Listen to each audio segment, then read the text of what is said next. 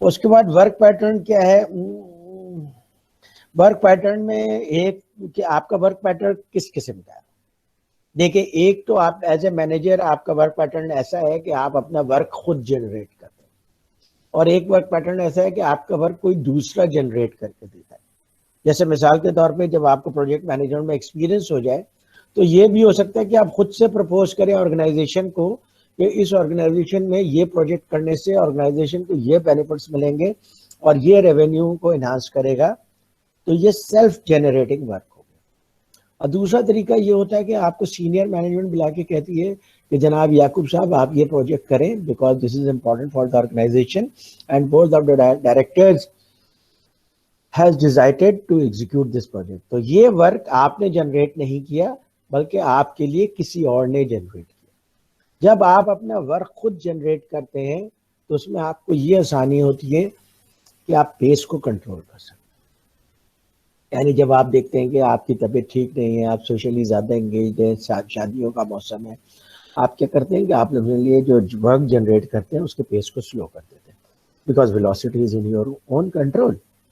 लेकिन बहुत सारे वर्क ऐसे होते हैं जिसमें वेलोसिटी आपके कंट्रोल में नहीं होती है, बल्कि सुपीरियर्स के कंट्रोल में होती है। और सुपीरियर्स की एक टेंडेंसी होती है कि अपने सब ऑर्डिनेट्स को 120% बिजी रखा जाए। 120% इसलिए कि अगर उसको 100% में बिजी रखा जाएगा तो कुछ टाइम मिलेगा जिसमें वो पॉलिटिक्स करेगा, जो अच्छा भी हो सकता है और नहीं भी हो सकता ऑर्गेनाइजेशन के लिए। इसलिए ऑर्गेनाइजेशंस विलफुली ये एफर्ट करती हैं कि लोगों को 120% लोड पे रखा जाए। इस तरह से लोग काम करते हैं और उनको फिर नेगेटिव कम्युनिकेशन या पॉलिटिक्स इसके लिए बहुत कम मिलता है। फिर तो एक तो ये हो गया जनरेट किसने किया। दूसरी बात ये हो गई कि वर्क रिकरेंट है, रिपीटेटिव है, यूनिक है, वेरिएबल है। मिसाल के तौर पर जो एक डिज़ाइन इंजीनियर है उसका वर्क रिपीटेटिव है। ठीक है कि अभी वो घर डिज़ाइन कर रहा है, फिर कल वो पुल डिज़ाइन कर रहा होगा, मगर वो एक ही सॉफ्टवेयर यूज़ करता है और एक ही तरीके से डिज़ाइन कर रहा होता है, तो काफ़ी हद तक उसका वर्क रिपीटेटिव है। जितना जूनियर लेवल पे पोजीशन होती है उतना ज़्यादा वर्क रिपीटेटिव होता है, और जितना आप ऊपर चले जाते हैं उतना आपका वर्क यूनिक, फ्रैगमेंटेड और नॉन रिपीटेटिव होता है।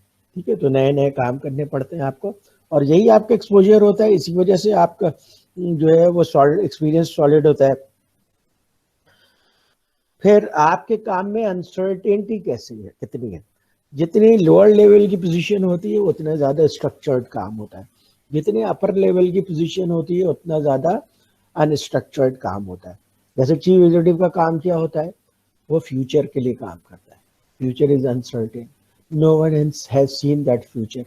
तो इसलिए वो जो काम कर रहा है वो ज़्यादातर 80% उसका एनवायरनमेंट अनस्ट्रक्चर्ड है। प्रोजेक्ट मैनेजर जो काम कर रहा है उसका 70-75% अनस्ट्रक्चर्ड है। उसको पता तो है मैंने इस तरह की कोई बिल्डिंग बनानी है, लेकिन उसमें रिसोर्सेज लगेंगे, कॉन्ट्रैक्टर लगेगा, वो कैसे काम करेगा, दरमियान में क्या अनफोर्सिन जो है वो प्रॉब्लम्स आ जाए, उन सबको उसने हैंडल करना है। तो प्रोजेक्ट मैनेजर का काम या तो सेमी स्ट्रक्चर्ड होता है या अनस्ट्रक्चर्ड होता है। जितना ज़्यादा अनस्ट्रक्चर्ड काम करते हैं लीडर्स उतना ज़्यादा वो डेवलप होते हैं, ग्रो होते हैं, क्योंकि फिर उनको डिसीजन मेकिंग का आर्ट आ जाता है। डिसीजन मेकिंग तो यही है ना कि अनसर्टेन कंडीशन में आप डिसीजन लेते। जब आप अनसर्टेन कंडीशन में डिसीजन लेते आपको उसकी प्रैक्टिस हो जाती है, तो आप फिर टॉप लेवल लीडर का मटेरियल बन जाते हैं। चौथी चीज होती है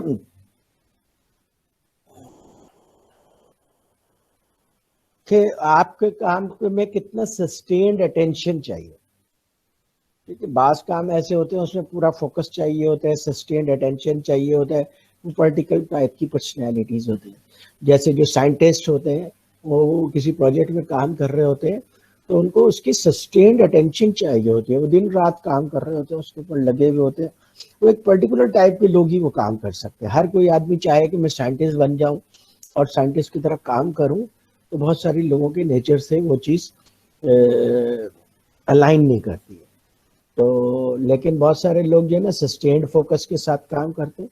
जैसे मिसाल के तौर पर आर्किटेक्ट्स हैं या डिज़ाइन इंजीनियर्स हैं ये लोग बहुत सस्टेन्ड फोकस के साथ काम करते हैं।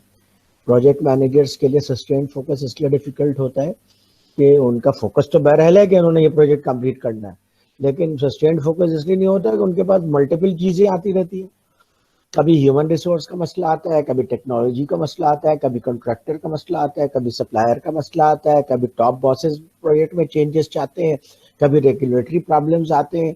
तो प्रोजेक्ट मैनेजर का जो फोकस होता है वो सस्टेन्ड नहीं होता, बल्कि उसको मल्टीपल चीजों में फोकस रहना होता है, keeping this thing in mind कि I have to complete this project. मेरा अटेंशन या जो भी वर्क है वेरीड है वो पर्टेनिंग टू दिस प्रोजेक्ट होना चाहिए। अगर if you are lost in some other thing then फिर योर प्रोजेक्ट विल सफर। तो this is important for a project manager to understand कि मैं जो भी काम कर रहा हूँ वो फ्रेगमेंटेड जरूर है, but it is directly or indirectly related to the project. And if it is not related to the project, why I am doing this? Because I am project manager of this project.